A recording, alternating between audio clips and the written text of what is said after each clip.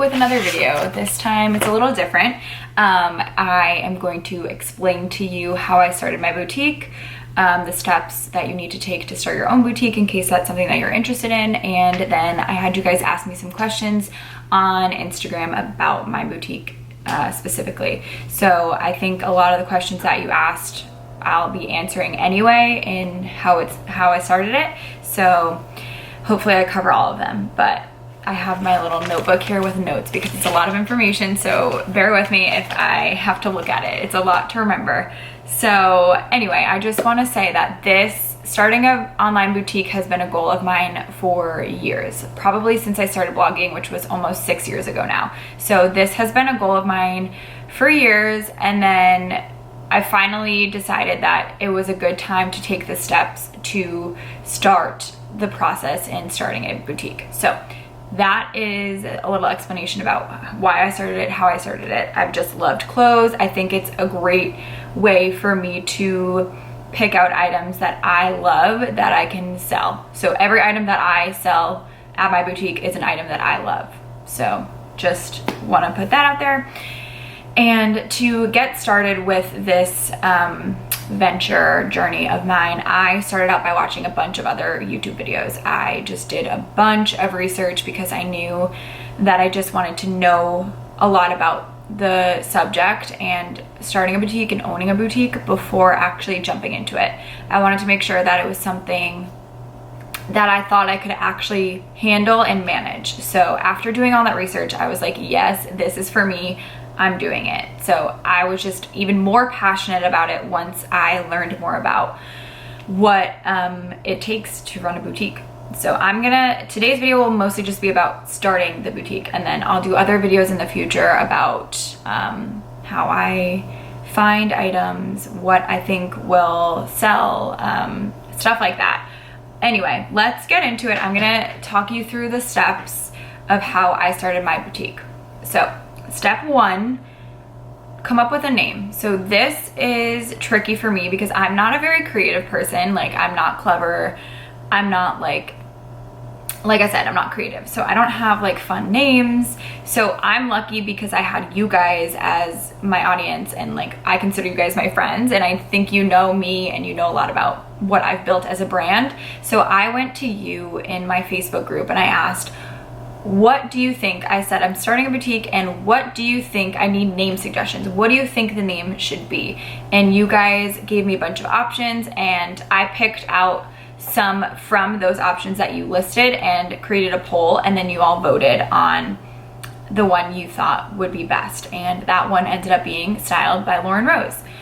There's more that goes into this though. So you can't just pick a name and be like, yep, that's my boutique name. You need to make sure that that domain name is available. So that means like that website name, you have to purchase that domain in order to have that website. So I had to make sure Styled by Lauren Rose was available, .com was available. Luckily it was, so I purchased that domain name and I was able to use it. I use Shopify. Sorry, I'm kind of all over the place, but I purchased my domain name through Shopify, which is what I use to sell my products. So I'll walk through Shopify with you on another day because it's like that'll be a video in itself. But I made sure that domain name was available and then I purchased it. You also have to make sure that that name is available on social media. So is that Instagram name available? Styled by Lauren Rose was not available, so I just got creative with it and threw the shop in front of it. So it's shop Styled by Lauren Rose on Instagram. I didn't make a Twitter or anything for it because I don't use Twitter that much as it is, so I didn't think it was super necessary. So anyway, you have to make sure the domain name is available and that the name is available on social media. So after all that, you have your name for your business, for your boutique. Then you have to apply for an EIN. So this is your employer identification number or your federal tax number, and you need this to run a business. So I did that.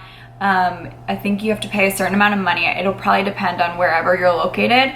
Definitely do your research, look into that, but you have to apply for that so that you can do business. After you do that, you have to apply for a seller's permit. The seller's permit allows you to purchase wholesale and then sell at a retail price. So a lot of the wholesalers that I buy from, you can't purchase anything from their site without having an employee or a seller's permit. So you have to like upload your permit to the site, and if you don't do that and you're like not logged in, you can't even see the price of a lot of the items that they have for sale. So you need that to purchase wholesale and then sell at retail. And then you also need this because you have to pay tax to the state that you're doing business in. This is sales tax.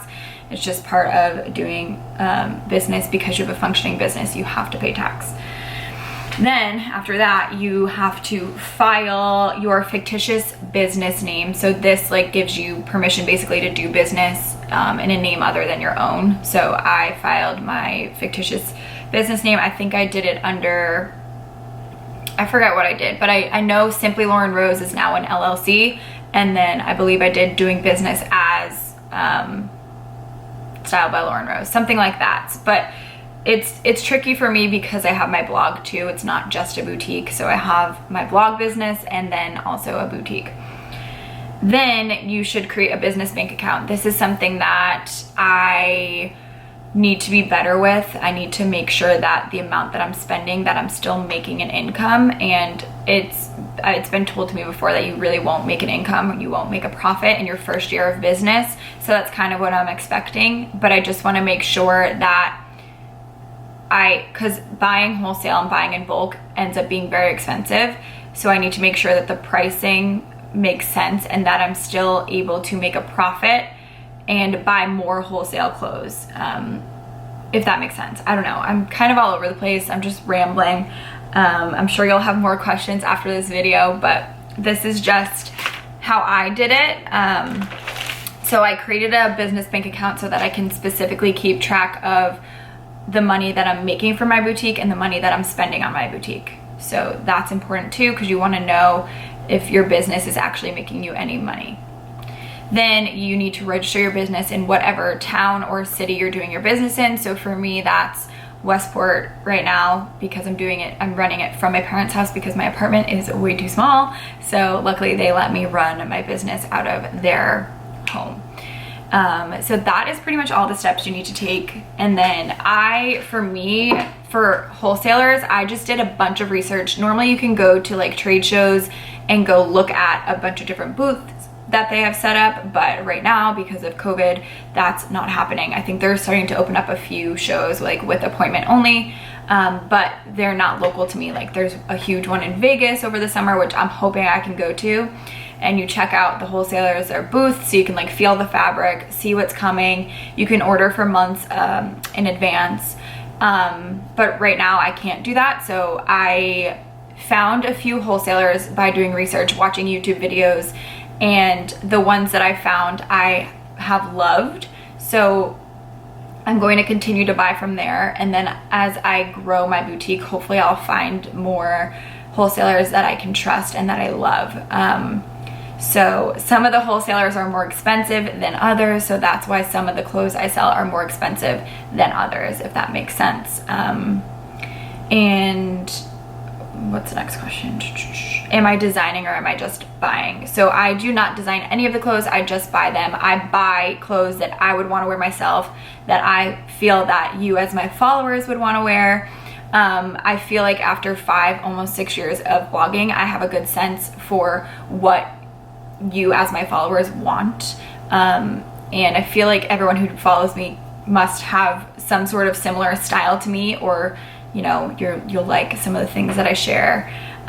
So I pick out things that I truly love and that I think you will love. And it gets tricky because there are things, and I've shared this with you guys on my stories, there are things that I have thought would sell really, really well and they didn't. So that it's such a learning experience because like I said, there's things that I think are gonna fly and just sell immediately and they don't. And then there's things that I don't think are gonna be super popular, but they're really popular and they end up selling out. So it's such a learning experience. But I am just gonna keep going with my gut and keep buying products that I love and that I would personally wear. That's the thing. I will not buy anything that I would not personally wear. I will not sell anything that I would not personally wear. There have been a few items that came in and I was like, nope, can't sell this. So I'm gonna end up donating them because I would not wear them. I don't feel comfortable selling them. And it just wouldn't feel right to me. You guys know that I only share things that I love with you, so it would be so wrong for me to sell a product that I didn't truly love. Sorry, I'm just really excited, really passionate. So how do you buy clothes and estimate the quantity you need? So I buy them all online right now and they're sold in packs usually. So they come in packs. Most of the wholesalers that I work with right now, unfortunately, only sell small, medium, large. I still have yet to find a reliable wholesaler that sells plus size or petite sizes. I'm working on that. I have some plus size products coming on the way, but they were back ordered, so I don't know when they're shipping. But anyway, I will, like I said, if I think it's a product that's going to do really well, I'll buy more of it. And if I think it's a product that may not sell that well, I won't buy as much as a product that I think will fly off the shelves, the virtual shelves. So I kind of just estimate and hope for the best.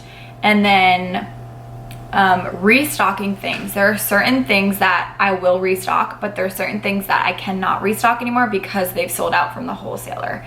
So if it's available from the wholesaler still, I will plan on restocking it if it was like a really popular item. But if it's no longer available, I can't restock it because I can't buy it anymore.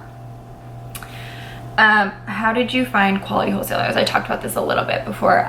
Research, and there are some, like I said, that I will not sell because I do not feel comfortable with the quality. I wouldn't wear the product myself after getting in the mail. I just need to make sure that the quality of the item is good, that I would wear it, and that I would feel comfortable selling it to someone and having them wear it. So yeah, that I think sums everything up. That's about it for now. If you have any other questions, please leave them in the comments so that I can write them down for the next video. I will have more of these.